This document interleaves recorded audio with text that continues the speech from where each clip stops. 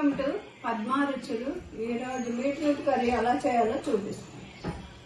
Ingredients: beetroot, ఉల్లిపాయ, పచ్చిమిర్చి, కరివేపాకు, కొత్తిమీర, కారము, ఉప్పు, పసుపు, ధనియాల పొడి వేయాలండి. దీంట్లో ధనియాల పొడి, ఇవన్నీ దినుసులు.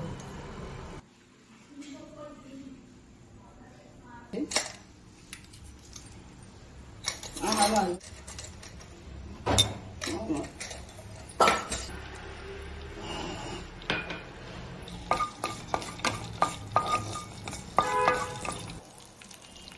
ఎక్కువ ఆయిల్తో కూడా వంట చేయొద్దు అంటున్నారని నేను తగ్గించే చేస్తున్నానండి.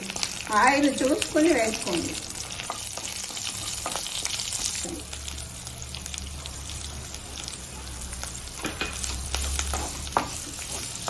ఉల్లిపాయ వేగిన తర్వాత బీట్రూట్ వేయాలి.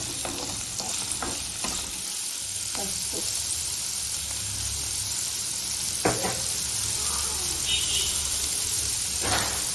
చాలా సిమ్లో పెట్టాలి. ఇదిగో క్యారెట్ వేస్తున్నాను, ఉల్లిపాయ వేడిపోయింది, బీట్రూట్ వేస్తున్నాను.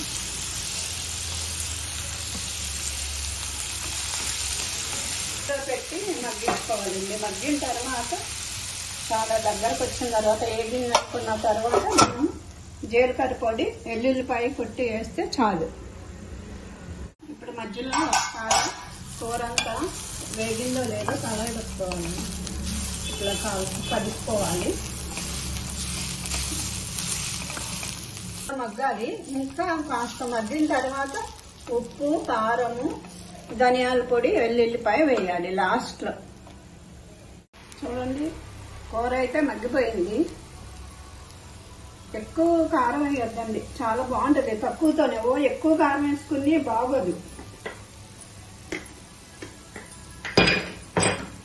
ఇప్పుడే వేయాలండి, తక్కువ వేయండి, ఎందుకంటే స్వీట్ కదా, ఎక్కువ పట్టదు ఉప్పు. ధనియాల పొడి అండి, ధనియాల పొడి కంపల్సరీ వేయాలి దీనికి. వెల్లుల్లిపాయ మంచి వాసన వస్తుందండి వేపుడు కూరలకి. లాస్ట్లోనే వేసుకోవాలి, ఫస్ట్లో వేసుకోవద్దు.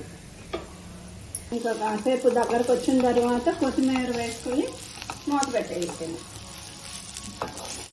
చూడండి ఎంత మంచిగా కుక్ అయిందో. ఇలా దగ్గరికి, ఇందాక చాలా ఉంది కదా, ఇప్పుడు దగ్గరకు అయిపోయింది, చక్కగా వేగిపోయింది.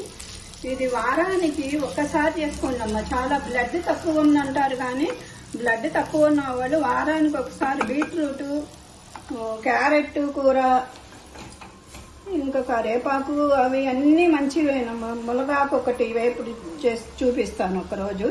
బ్లడ్ తక్కువ ఉన్న వాళ్ళు ఇలా వారానికి ఒక్కసారైనా చేసుకోవాలి ఇలాంటి కూరలు. చాలా మంచి వాసన వస్తుంది. మీరు చూసి నాకు లైక్ చేయండి వేపుకుని చేసి. ఇదిగోమ్మ, కొత్తిమీర కూడా ఆప్షన్ ఉంటే కంపల్సరీ వేసుకుంటేనే బాగుంటుంది. కొత్తిమీర కూడా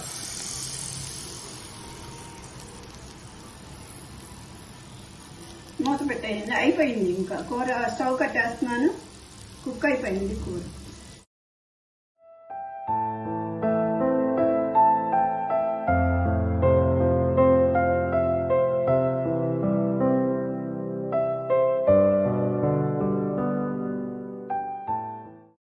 నచ్చితే లైక్ చేయండి, షేర్ చేయండి, సబ్స్క్రైబ్ చేయండి.